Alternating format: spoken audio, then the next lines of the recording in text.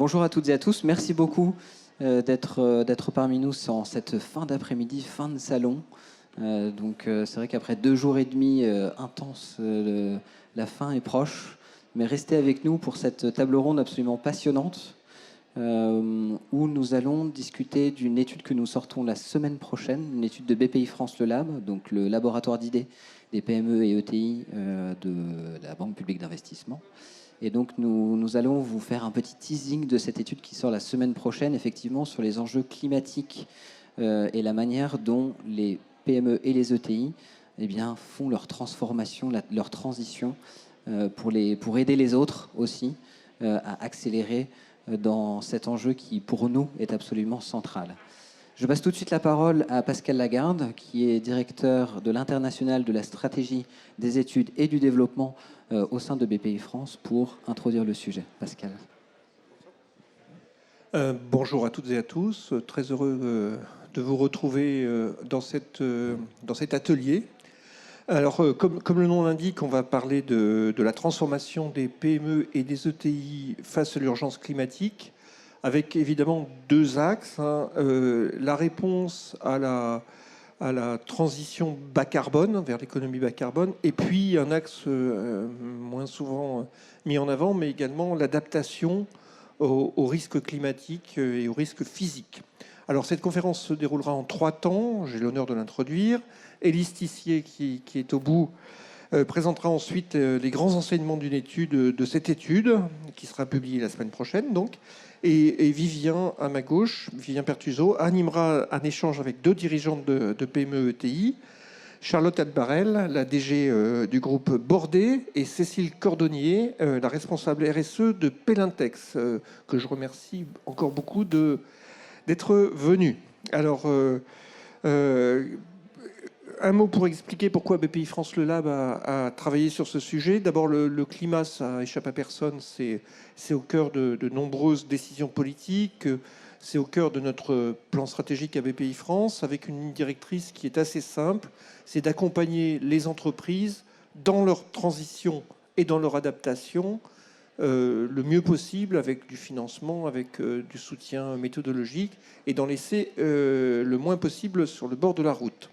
0. Nous sommes face à 2 types de transitions. La transition digitale, qui s'est fortement accélérée avec la pandémie, bien évidemment, et la transition climatique, qui devient absolument urgente et qui n'est pas la plus facile à aborder pour les entreprises.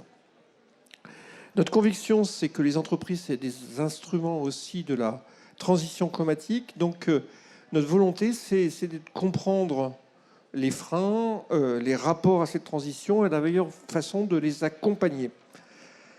D'où ces études. Donc, nous avons fait une première étude en 2020 qui a donné quelques constats que je rappelle rapidement. Les dirigeants de PME et ETI sont extrêmement conscients de l'urgence climatique, à 80%. Ce chiffre est quand même très fort, mais avec peu de transcription stratégique dans la façon d'avancer, peu de transcription concrète. C'est ce que nous avons appelé une conscience citoyenne, sans action d'envergure, un peu d'efficacité énergétique en général. 3 grands freins sont mis en avant par les dirigeants. Les moyens financiers, ça c'est le premier frein. Le manque de solutions technologiques faciles à mettre en œuvre et le manque de reconnaissance client. Et puis par ailleurs, on a montré assez fortement qu'il y avait une corrélation extrêmement forte entre le niveau d'information et de connaissance du dirigeant et l'avancement de la transition dans l'entreprise et la mise en place d'actions concrètes.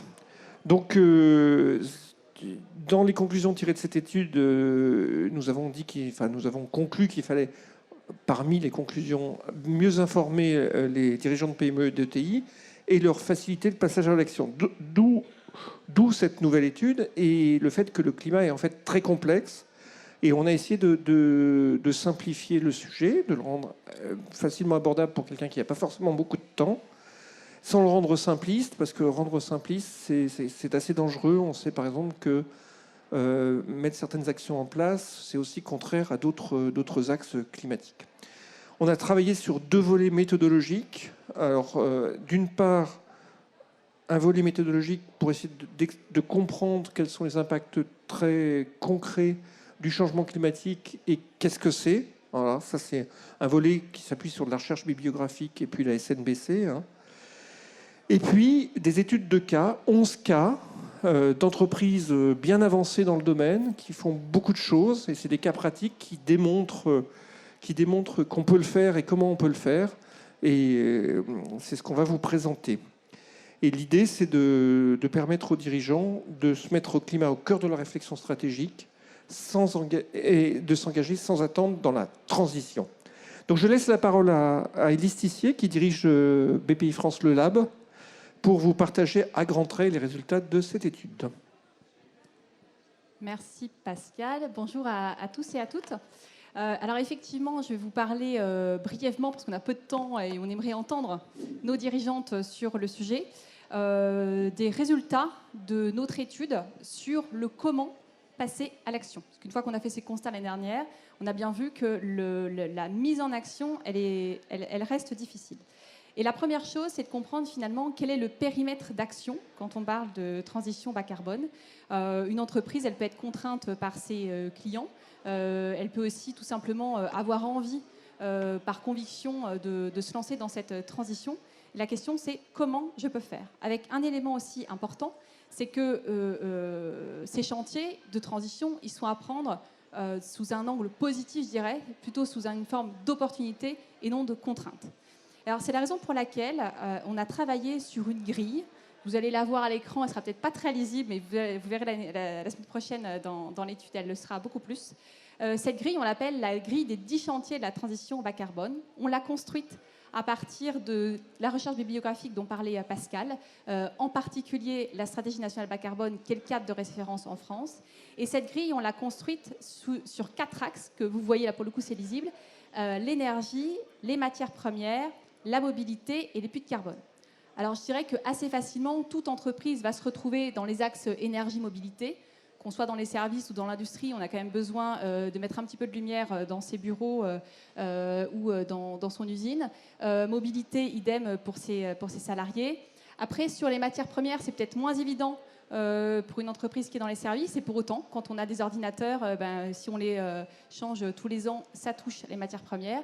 Et quatrième axe, c'est le puits de carbone, qui paraît peut-être plus éloigné des entreprises. Et pourtant, c'est un axe de cette transition. Donc, on a ces 4 axes. Et puis, attaché à ces axes, on a des chantiers. Donc, pour certains axes, on en a plusieurs. Pour d'autres, un seul. Si je prends l'exemple des matières premières, je vous les cite parce que je ne suis pas sûre que vous puissiez lire. Il y a la réduction de la consommation de matières premières, le déploiement de matériaux moins impactants en émissions GES, le déploiement de matériaux biosourcés plutôt que pétrosourcés et la diminution de l'impact climat lié à l'usage de produits d'origine animale. Et donc, pour chacun de ces chantiers, nous exploitons des exemples. Donc, par exemple, quand il s'agit de réduire la consommation de matières premières, ça veut dire travailler sur la qualité de ces produits pour les rendre plus durables. On a par exemple dans l'étude le cas d'une entreprise dans le transport maritime qui sort ses bateaux tous les 20-25 ans et les répare pour qu'ils aient une durée de vie de 60-70 ans. Ça participe de la baisse de la consommation de matières premières. Dites-vous que cette grille, qui entre nous peut-être n'a l'air de rien, elle est un outil absolument important. En tout cas, c'est ce qu'on pense et c'est ce qu'on va chercher à diffuser un maximum à partir de la semaine prochaine. Cette grille, d'abord, elle est transsectorielle. C'est-à-dire quand vous prenez la SNBC, vous avez des grands objectifs par secteur. Maintenant, une entreprise du secteur, qu'on soit dans le charbon végétal ou dans le textile, on se dit, bon, OK, moins 80, moins 90% concrètement. Et puis surtout, ça ne dit rien de la chaîne de valeur, parce qu'on peut travailler sur son entreprise, mais si ses fournisseurs sont fortement impactés, de toute façon, à un moment donné, on le sera aussi. Et donc, elle a vraiment vocation, cette grille-là, à permettre à une entreprise d'avoir, encore une fois, cette vue d'ensemble sur les chantiers à mener. Ce n'est pas des cases à cocher. C'est-à-dire qu'une entreprise qui travaillerait que sur un seul de ces chantiers, ça ne veut pas dire qu'elle ne va pas assez vite, pas du tout. Ce sont des choix. Il n'y a pas, je dirais, une exhaustivité à atteindre, mais il y a vraiment une volonté de passage à l'action. Et pour ça, encore une fois, et on l'a vu et revu, cette question de la complexité du sujet climat, elle est réelle. Et le ramener dans une dimension, je dirais, plus pratique, moins technique, c'est absolument fondamental pour une entreprise, et en particulier pour les PME ETI que nous défendons avec cœur, qui n'ont pas forcément des staffings absolument énormes. Et donc cette grille, c'est aussi l'outil que nous avons utilisé pour les 11 études de cas que nous avons réalisées dans l'étude. C'est-à-dire que concrètement, on a réalisé 11 entretiens et on a cherché à en décrypter les actions à travers cette grille. Alors je veux bien la slide suivante du coup. Donc évidemment, c'est illisible. Donc ces 11 entreprises, elles sont de 11 secteurs d'activité différents. Elles sont aussi de tailles différentes. Ça, c'est important. Très souvent, on entend le climat. C'est possible pour les plus grandes entreprises, mais quand on est petit, on a peu de moyens, donc on ne peut pas faire. Je ne dis pas que c'est simple de faire. En revanche, c'est possible de faire. Et c'est ce qu'on a cherché à montrer dans cette étude. Montrer qu'avec peut-être en ayant moins de salariés, moins de chiffre d'affaires, moins de moyens financiers, c'est possible de faire. J'y reviendrai tout à l'heure, notamment à travers de nombreux partenariats, et on le verra aussi avec nos 2 témoins. Autre point important aussi, c'est que ces entreprises, vous le voyez ou pas, elles sont sur des chantiers différents. Donc pour certaines, elles en activent beaucoup, pour d'autres, beaucoup moins. Pour autant, elles restent extrêmement intéressantes dans ce qu'elles mènent. Il y a des actions qui sont évidentes, qui portent plutôt sur les opérations. Bon, notamment, on pense à l'amélioration de l'efficacité énergétique. Et puis, il y a des actions aussi plus importantes en termes d'offres. J'y reviendrai tout à l'heure dans les enseignements généraux de cette étude, qui consiste vraiment à prendre les chantiers de la transition que je vous présentais tout à l'heure sous un axe d'opportunité économique, et à s'en saisir pour développer des nouvelles offres auprès de leurs clients existants, voire de se développer sur des nouveaux marchés, aller capter des nouveaux clients à partir des opportunités finalement créées par le climat. Donc vous voyez, non seulement c'est pas simplement prendre le climat sous la forme de contraintes, mais c'est en saisir des opportunités par rapport à des nouveaux besoins. Je pense par exemple à une entreprise qui fait du matériel d'entretien des bords de route. Cette entreprise-là, elle se développe dans des pays, alors je pense évidemment à la Grèce, dont on a beaucoup entendu parler cet été avec des incendies très importants. Elle peut proposer une nouvelle offre de valorisation de biomasse à des marchés qu'elle ne connaissait absolument pas préalablement. Alors, compte tenu du temps en partie, je vais passer désormais aux enseignements généraux, puis après on pourra discuter de manière encore plus concrète. Je pense que c'est important dans cette conférence. D'abord, le premier enseignement qu'on tire de ces 11 études de cas, donc encore une fois, c'est là pour le coup on dézoome pour comprendre finalement quels sont les traits communs de ces 11 études de cas. Le premier, c'est le climat génère des opportunités business. Alors je l'ai déjà dit, et puis ça peut paraître évident a posteriori. Je pense que c'est important de se la rappeler ici dans la salle. Je pense qu'on est plutôt des convaincus du sujet. En revanche, il faut qu'on aille convaincre des non-convaincus. Et notamment les convaincre qu'on n'a pas besoin d'être convaincus pour faire. Il est important de lier climat et business. Il est important de lier transition climatique et transition économique. Là aussi, je renvoie vers l'étude parce que sinon je vais être un petit peu trop longue. Mais vraiment, c'est le point qui ressort, c'est que toutes les entreprises que nous avons rencontrées, elles se sont positionnées sur le climat, pas forcément par conviction personnelle du dirigeant, mais parce qu'il y avait des opportunités à saisir ou des opportunités qui pourraient être à saisir. Et donc, elles se positionnent sur ces marchés-là. Donc ça, c'est important, lié climat et business, modèle économique. C'est aussi pour ça que dans les études de cas, on croise vraiment à la fois notre grille des 10 chantiers de la transition bas carbone et puis une grille liée au modèle économique de l'entreprise pour, une fois de plus, croiser les deux. Le deuxième enseignement qui est extrêmement important, c'est l'innovation. Je m'arrête quelques secondes dessus. Précédemment, et notamment Pascal le rappelait par rapport à la crise sanitaire, on a beaucoup parlé de digital, de cette accélération digitale. Nous-mêmes, le Lab, on avait travaillé dessus. On avait vu qu'il y avait forcément de l'innovation dans cette transition. Et pour nous, il y a des traits communs aussi avec le climat. Mais il y a vraiment, à notre sens, une différence. C'est que l'intensité en innovation est beaucoup plus forte dans la transition climatique qu'elle ne l'est dans la transition numérique. les 11 entreprises qu'on a étudiées, elles mettent le paquet, pardonnez-moi l'expression, sur l'innovation. Alors évidemment, R&D, mais pas seulement, c'est vraiment une innovation de l'offre dans tout ce qu'il est possible de faire. Et donc ça, c'est important de le souligner, de le rappeler, parce que ça a un impact important, évidemment, sur les besoins en investissement et aussi les besoins en compétences. Ça m'amène à mon troisième enseignement, qui est que les enjeux climatiques appellent à une transformation globale de l'entreprise. C'est pas le climat est un élément parmi d'autres, c'est le climat est au cœur de la stratégie de l'entreprise. Et à partir du moment où elle est au cœur, ça suppose aussi des conditions indispensables pour bien la mener. J'ai parlé d'innovation il y a quelques instants. Lié à ça, il y a des moyens financiers et humains qui sont absolument importants. Là aussi, dans les 11 entreprises rencontrées, on est entre 2 et 10% du chiffre d'affaires qui est investi en R&D. On voit aussi un besoin de compétences important. Alors ça peut être sur des profils très experts, ça peut être aussi sur des profils généralistes pour accompagner la transition de l'entreprise je dirais vers un développement même plus large de l'entreprise. Autre condition indispensable du succès ou de la réussite de la transition climatique, j'en ai parlé tout à l'heure, c'est les partenariats. C'est pareil, sans exception, ces 11 entreprises développent des partenariats, alors beaucoup avec des laboratoires de recherche, mais ça peut être aussi des partenariats avec d'autres entreprises pour aller chercher de nouveaux clients ou pour tout simplement développer de nouvelles offres. Et un point également, bien travailler avec son écosystème, parce que si cette entreprise-là elle est seule sur le front du climat, ça peut être un petit peu difficile. Je pense notamment à un cas dans le transport routier qui travaille énormément avec tous ses sous-traitants pour les faire monter en compétences et leur permettre de faire correctement leur transition, parce que si cette entreprise-là fait seule sa transition, à un moment donné, ça ne va pas être possible. Et j'ai finalement anticipé avec mon quatrième enseignement, et j'en terminerai par là, c'est qu'il n'y a pas un chemin unique de transition. Chaque entreprise crée le sien en fonction de son ADN et de son secteur d'activité. Je ne sais pas si la question vous est posée, nous elle l'est souvent. Est-ce qu'il y a une méthode? Est-ce qu'il y aurait une recette? Non. Comme très souvent, si c'était simple, ça saurait, tout le monde l'aurait appliqué. En revanche, il y a ces traits communs que j'ai décrits. Et un élément aussi important, c'est que toutes les entreprises s'appuient sur leur savoir-faire historique.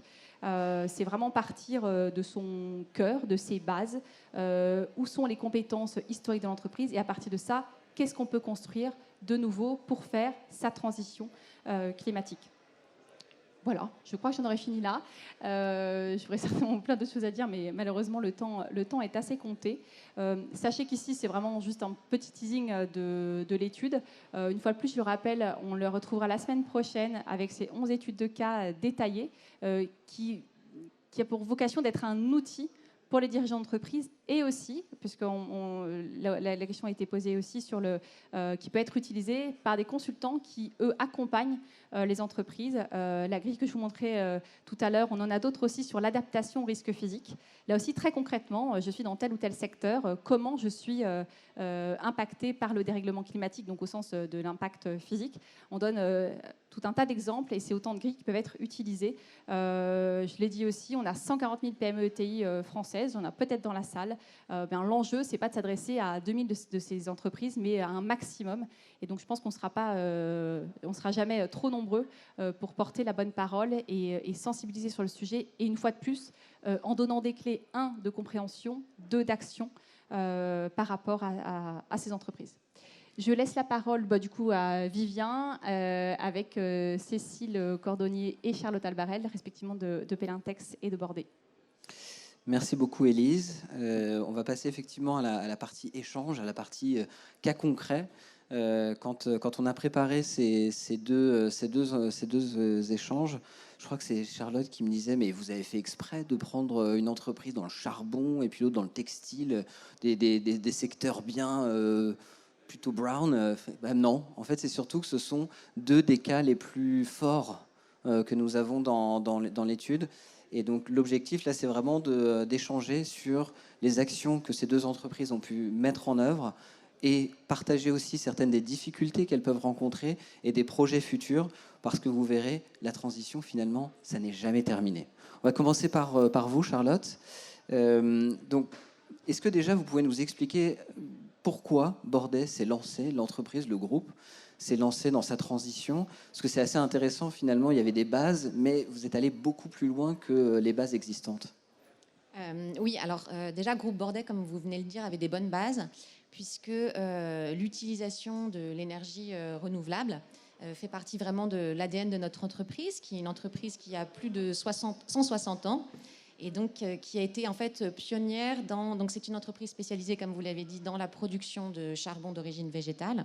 Donc nous sommes spécialisés dans la pyrolyse et la carbonisation de la biomasse. Et donc on a déjà cette expertise de valoriser des déchets qui sont en fait les sous-produits des scieries. Ces déchets qui sont cette matière première qui est elle-même déjà issue donc d'une gestion éco-responsable des forêts, puisque nos scieries sont labellisées PEFC et nous sommes nous-mêmes labellisés PEFC. Après, nous sommes également, c'est vraiment l'ADN de l'entreprise aussi, cette utilisation de l'énergie renouvelable, puisqu'on a été pionnier en tant que carbonisateur dans ce qu'on appelle la cogénération. C'est-à-dire qu'on a, dans notre process industriel, utilisé tous les sous-produits de la pyrolyse, qui sont les gaz et les goudrons, pour les recycler. Ce qui fait qu'on ne rejette absolument rien dans notre process industriel, on rejette uniquement de la vapeur d'eau, et ça nous permet, cette cogénération, de produire notre propre énergie verte, et nous sommes autosuffisants en matière d'électricité et d'énergie. Mais donc on a voulu aller plus loin, effectivement, et valoriser plus, et comme vous venez de le dire, effectivement, il y a quand même une équation économique, et il y a une opportunité qui s'est présentée, qui était de par la pureté de nos produits. Bien sûr, il y a eu depuis 2018 de gros travaux de recherche et développement qui nous ont permis de mettre en exergue la qualité, on va dire les qualités physico-chimiques de nos produits, et de les positionner sur des nouveaux marchés, avec bien entendu des investissements et une modernisation de notre process industriel, et des montées en compétences avec des recrutements de profils spécifiques qui nous permettent aujourd'hui de nous positionner sur le marché, sur les marchés du charbon actif, et également le marché du biochar, qui est un amendement de sol organique. Voilà, donc on a la volonté d'aller plus loin sur ces sujets-là, mais je vais faire court. Voilà, c'était ça pour votre première question, Vivien. Et donc, par rapport à ces deux chantiers, donc l'utilisation du charbon végétal dans des nouvelles offres et le biochar, justement, quelles sont les actions que vous avez mises en œuvre? Quels sont les leviers que vous avez utilisés? Alors, donc beaucoup de recherche et développement, comme je vous l'ai dit, et aussi, vous aviez parlé d'être innovant.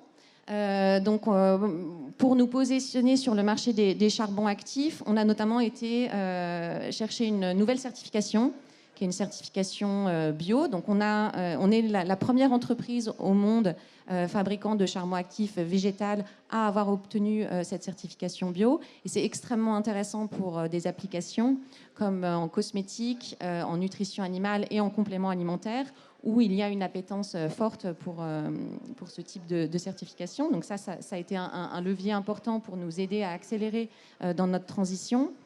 On bénéficie également aussi donc, du soutien de France Relance pour nous permettre d'aller plus loin dans nos programmes de recherche et développement.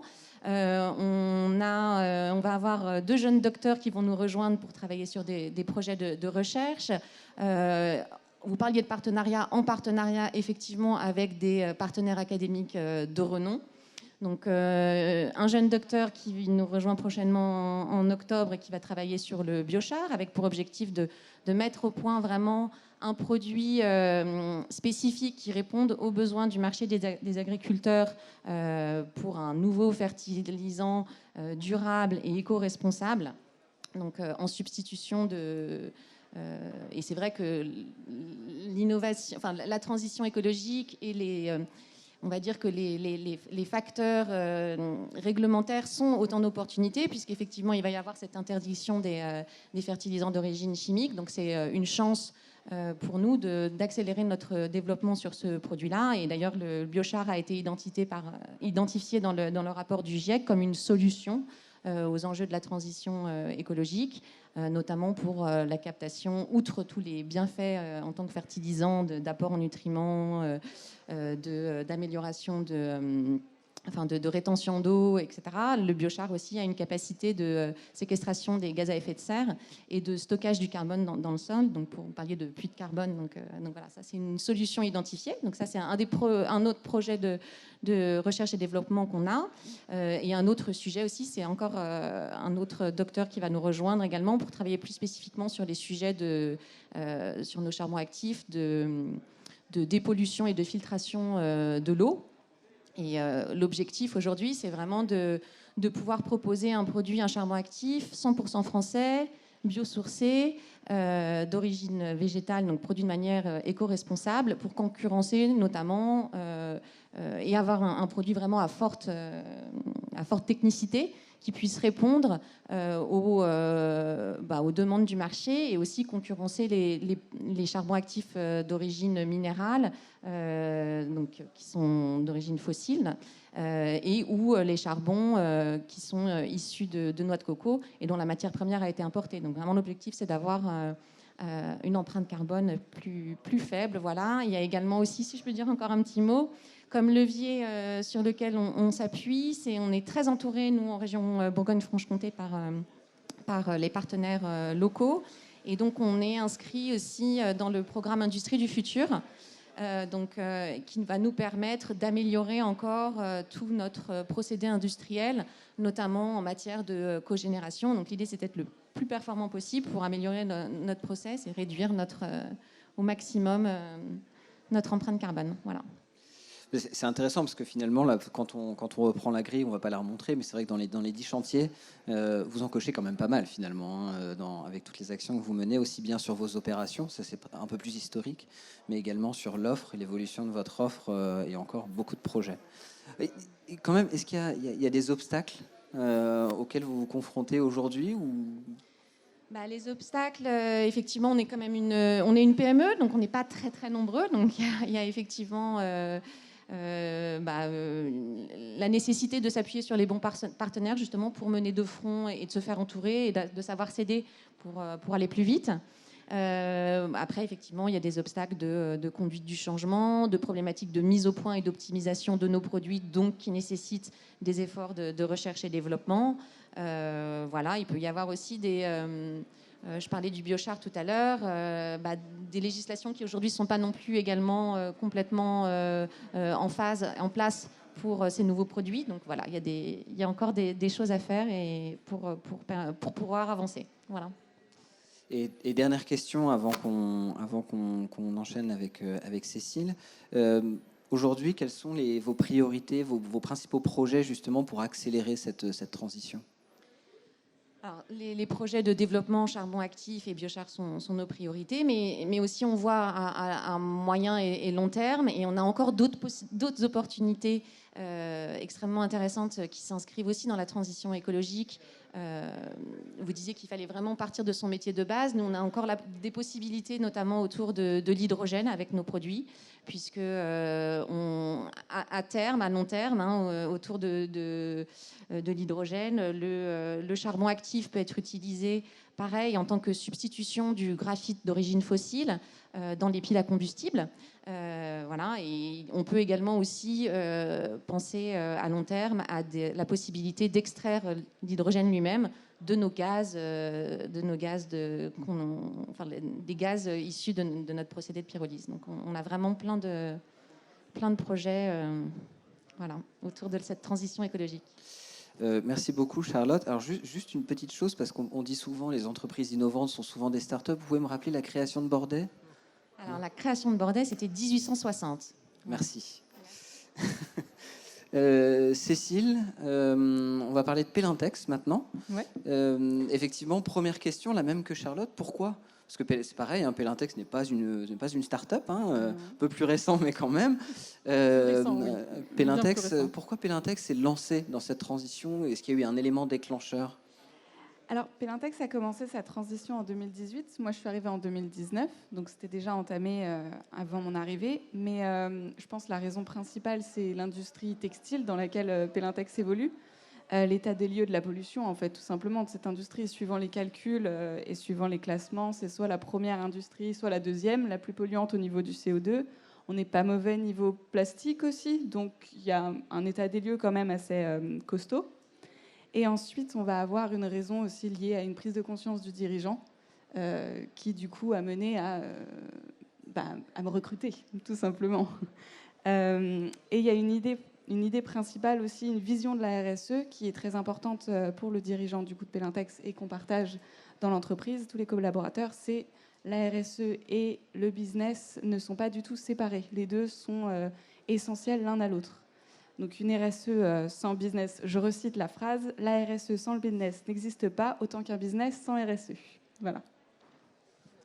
Et alors, parce que en fait, c'est vrai que vous le dites, hein, le textile, c'est quand même un secteur qui est souvent mis en lumière par ça, en termes de pollution. On parlait du plastique également aussi.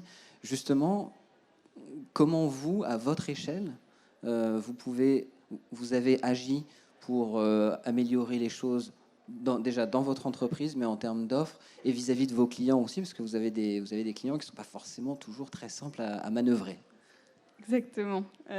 Alors au niveau des choix d'action, l'intérêt d'être dans une industrie très polluante, c'est que du coup, on a un panel d'actions qui est énorme.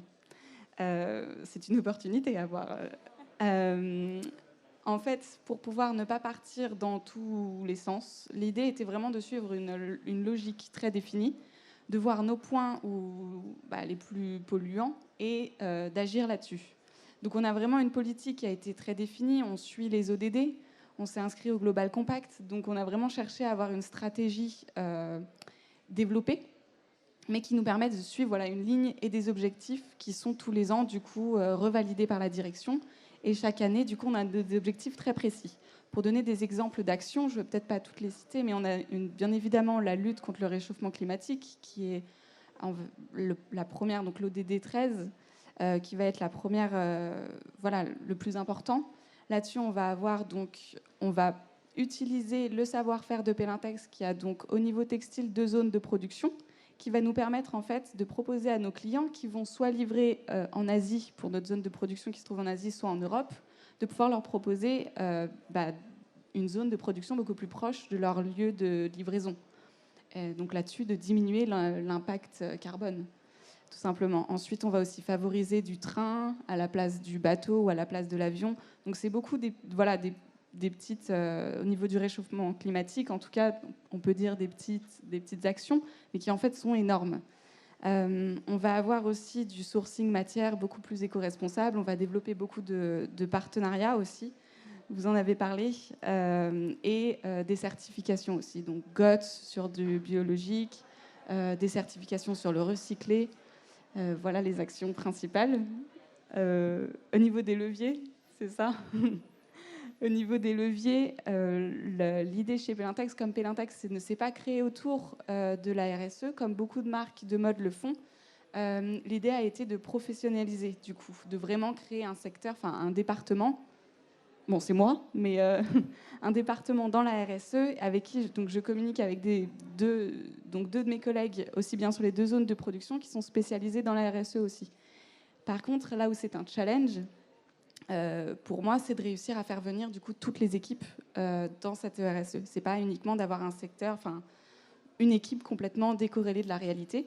C'est d'avoir une équipe qui est inscrite dans l'équipe, dans toute l'entreprise. Voilà, je crois que j'en avais un autre. Non, c'est tout. Et alors, si on passe un petit peu aux obstacles, parce qu'il y en a un tout petit peu plus, je crois, chez Pelintex, des obstacles justement dans cette transition, et certains concernent justement les clients aussi, pour le coup. Ouais, on en a pas mal d'obstacles. On va avoir, oui, au niveau des clients. En fait, comme justement l'industrie de la mode est une industrie très polluante, chaque client va avoir sa réponse personnelle liée à la marque, liée à l'histoire de la marque, parce que du coup, Pelintex, c'est une entreprise en B2B, donc fournisseur, et du coup, les marques ont elles-mêmes leur politique RSE et nous demandent à nous d'avoir la même que eux. Donc chaque marque a sa politique. Certaines vont complètement bannir le plastique, d'autres vont préférer du plastique recyclé à des matériaux biologiques. Et en fait, du coup, pour nous, il faut s'adapter à toutes ces politiques RSE, et il faut aussi que notre politique RSE soit en accord avec la leur. Donc ça nous demande à nous une grande flexibilité à ce niveau-là et énormément en fait de recherche sur ce qui se fait, sur les innovations du secteur pour pouvoir leur proposer quelque chose en adéquation avec leurs valeurs. Là-dessus, c'est une difficulté. Et puis, on va avoir une difficulté aussi industrielle qui n'est pas négligeable aussi. On va avoir des problèmes parfois de minimum de quantité sur des matières biologiques, sur des matières recyclées. On va avoir aussi une industrie qui, par exemple, sur les matières naturelles, c'est très compliqué de les recycler actuellement, industriellement. Donc, il y a beaucoup de recherche là-dedans. Mais de là à arriver à en faire il faut encore attendre que l'industrie s'améliore à ce niveau-là. Mais ça avance, c'est assez incroyable, ça avance très très vite. Et on a aussi, dans la mode en règle générale, et du coup nous aussi, un problème sur la traçabilité qui est fondamental quand on parle de RSE, de réussir à proposer une transparence et une traçabilité de nos matières. Et là, pareil, en fait, ça va avec la chaîne d'approvisionnement, qui du coup, ça arrive, on y arrive, mais c'est compliqué. Alors, malgré tous ces défis, potentiels obstacles, il y a quand même des projets qui sont assez marqués. En tout cas, il y a une trajectoire qui est déjà bien enclenchée chez Pelintex. C'est quoi les prochaines étapes à ce moment-là? Les prochaines étapes, on reste sur de la certification. C'est très important pour Pelintex. Il y a une certification particulière qui est très importante pour le dirigeant, c'est la certification B Corp. On essaye, on n'y est pas encore, mais on va y arriver. Et donc une grande importance au niveau des certifications qui aussi, nous, d'un côté, nous donne un certain poids, une légitimité au niveau RSE quand même. Et aussi, au niveau de l'innovation, on en reparle, on revient tout le temps là-dessus. Mais dans le textile, il y a une forte innovation à avoir au niveau de l'upcycling. Donc aussi bien au niveau des plateformes qui vont proposer d'upcycler, donc c'est-à-dire de proposer des rouleaux inutilisés dans nos stocks à des entreprises ou à des jeunes startups qui veulent leur refaire quelque chose, pas forcément des vêtements, mais en tout cas réutiliser ce textile-là qui est en train de dormir en fait dans des stocks. Donc là, il y a vraiment une grande démarche à faire. Nous, je sais qu'on cherche beaucoup des partenariats là-dedans, des partenariats locaux, encore une fois, pour rester dans une démarche cohérente. Et on va aussi avoir le plastique, qui est quand même un énorme défi pour l'industrie textile. Et du coup, on cherche principalement à le bannir quand on le peut. Ouais. Alors, un grand merci à vous deux, parce que vous avez été d'une efficacité incroyable. On a encore un peu de temps. Donc c'est formidable. Donc si vous avez des questions, n'hésitez pas à les poser. Alors je ne l'ai pas dit, il y a un lien Klaxoon pour poser les questions, parce que je ne suis pas sûr sinon qu'on puisse faire tourner le micro, mais au pire je le ferai tourner. Mais le temps que vous réfléchissiez à votre première question, j'en ai une pour vous deux, parce qu'il y a un point commun quand même. Alors, il y en a plusieurs, mais il y a un point commun entre vos deux parcours, c'est que ça fait peu de temps que vous êtes dans vos entreprises respectives. Et une des conclusions aussi de l'étude, c'est qu'on a remarqué que souvent, quand il y avait une nouvelle personne qui arrivait dans l'entreprise, une ou plusieurs, parce que dans le cas du groupe Bordet, c'est plusieurs personnes, qui arrivaient dans l'entreprise, il y avait une nouvelle dynamique qui s'insufflait aussi. Comment est-ce que vous avez l'impression, en arrivant dans vos entreprises respectives, d'avoir pu participer à cette nouvelle dynamique, justement ? Peut-être Charlotte pour commencer.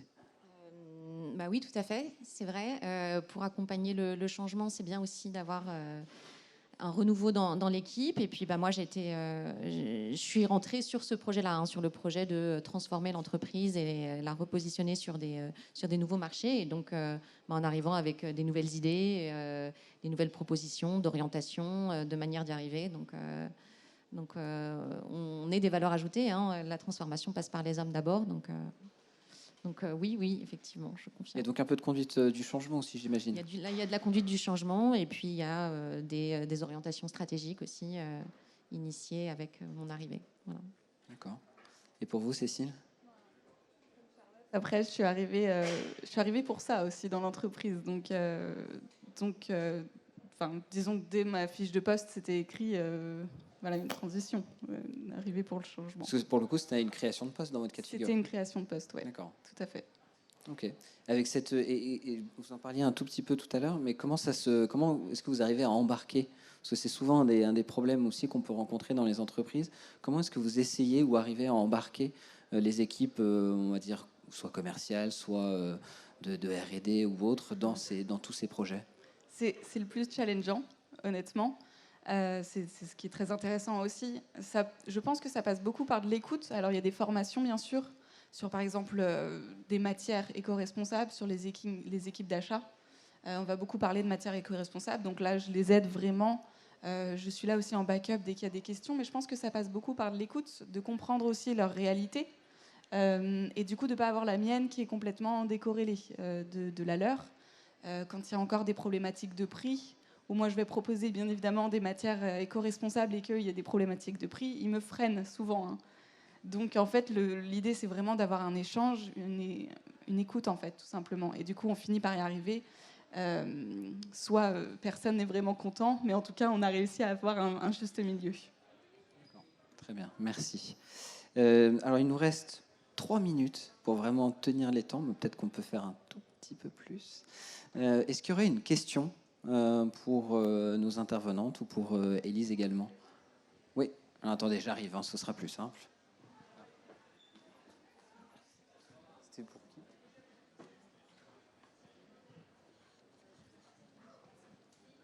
Oui, merci pour vos partages. Moi, c'était une question particulière en fait sur le biochar.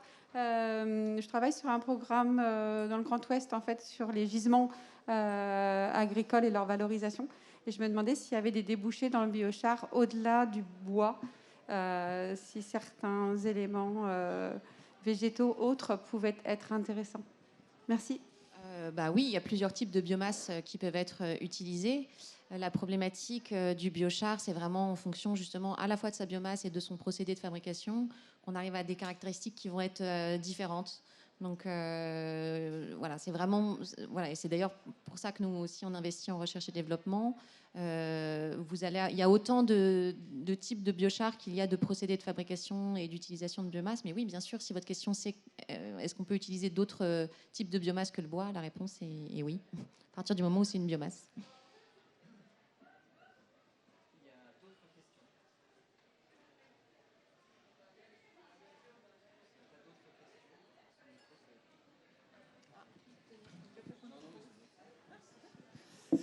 Parfait, on a perdu l'habitude de faire tourner les micros. C'est bien, ça fait un retour au normal.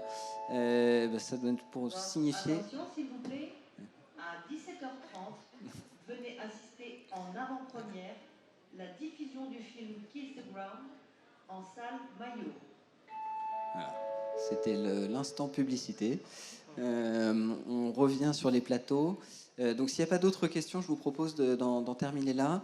Déjà, un grand merci à nos deux témoins, je pense, que pour leur partage d'expérience, leur retour d'expérience sur vraiment cette transition qui, comme vous l'avez constaté, est très avancée, mais il y a encore énormément de projets, beaucoup de défis à surmonter. Merci également à Élise pour le teasing de l'étude. Et vous retrouverez l'étude sur notre site internet à partir de jeudi. Donc à l'adresse suivante, donc c'est le lab.bpifrance.fr. Et si vous scannez le QR code, vous pouvez directement, ça va vous amener sur un email et vous pouvez juste dire que vous êtes intéressé pour recevoir l'étude. On vous l'enverra dès sa publication. Et également, vous la retrouverez sur nos réseaux, comme on dit de nos jours, en l'occurrence sur Twitter, donc @BPI France le Lab. En tout cas, un grand merci beaucoup. Merci également Pascal, j'ai oublié quand même. Un grand merci. Merci à vous de votre participation. Et si vous avez d'autres questions, je pense qu'on va rester quelques minutes ici. Donc nous sommes à vous. Merci beaucoup.